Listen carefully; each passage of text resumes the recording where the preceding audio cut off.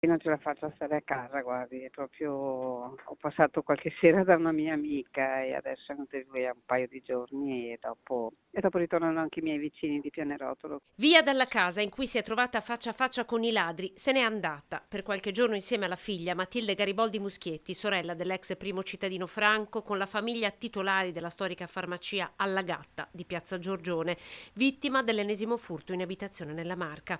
Un bottino importante tra orologi antichi, Rolex e gioielli, almeno 350.000 euro. I ladri però, entrando in casa sua, hanno portato via anche qualcosa di intangibile ma dal valore inestimabile, la libertà e la bellezza di stare soli. Non ho mai avuto paura a stare a casa da sola, proprio per me la casa mi dava serenità, poi quel posto, tranquillità, protetta mi sentivo. Purtroppo mi ha scatenato questa paura incredibile che dico io non ho mai provato. La sua casa, quella ritenuta più sicura, ecco perché i gioielli di famiglia si trovavano lì, una casa in cui sta diventando difficile restare. L'unica cosa dico sono ancora qua, incolume, sana, ed è l'unica cosa che mi fa sì, pensare che poteva andare ancora peggio, però le dico è un trauma, uno shock che io non auguro a nessuno, a nessuno. La torcia puntata in volto, il ladro con la cassaforte in mano che le passa accanto per poi calarsi giù dalla grondaia insieme al complice e scappare oltre la muretta di cinta.